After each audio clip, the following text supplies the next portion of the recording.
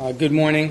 Thank you for joining me in Providence City Hall. Later this afternoon, I will present my proposed budget for fiscal year 2010 to the Providence City Council for their consideration. This comes at a time when we are facing extraordinarily difficult financial challenges. It's in this context that we face the responsibility of enacting a budget for city government that protects the families who live in the neighborhoods of our city. As a city, we have the additional responsibility of protecting service levels for our constituents, particularly in the current economic climate. In these challenging times, residents need first-rate city services more than ever.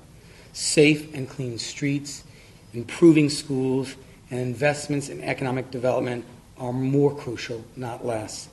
The long-term consequences of cutting back now in these areas would certainly far outweigh any benefits gained in the short term.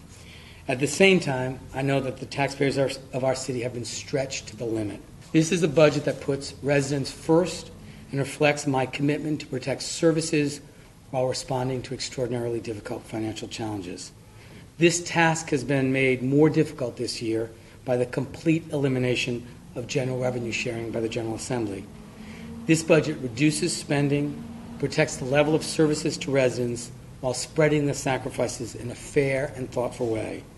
In order to accomplish these goals, this budget contains the following cost-cutting measures and structural reforms. It enacts an immediate wage freeze for all union and non-union employees. It enacts a 20% copay for all non-union management employees. It implements across-the-board cuts in all city departments. It draws $1.4 million from the city's cash reserves, also known as the Rainy Day Fund. And while I do not take this action lightly, financially speaking, and for many families in this city, it's raining very hard right now. And these reserves, which were depleted when I first took office and have since been restored, are intended precisely for moments like this. This budget eliminates funding for 30 full-time positions in city government. It enacts cost-saving concessions from city unions that mirror those adopted by our teachers and laborers, the members of Local 1033.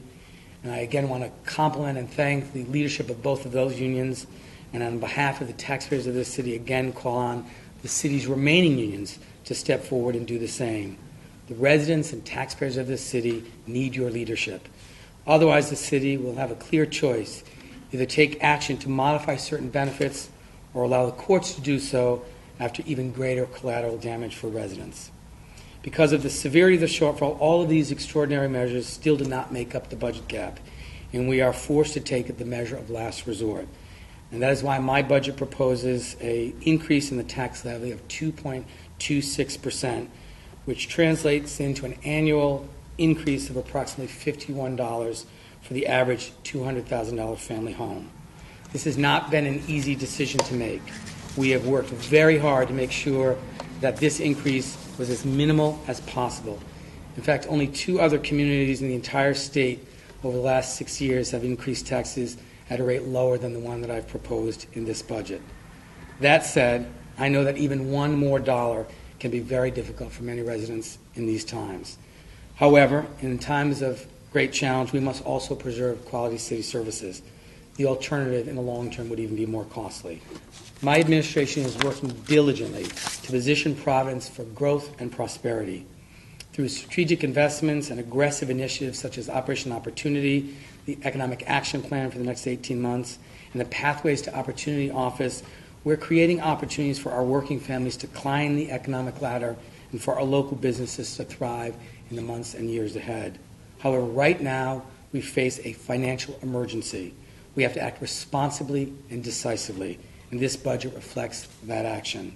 And I'm asking the City Council to enact the budget that I proposed today, which again balances additional cuts, the use of our reserve, additional reductions in each of the city departments, implementation of increases in co-share, other union concessions, and the responsible use of a portion of our rainy day fund to minimize the tax increase that I'm proposing.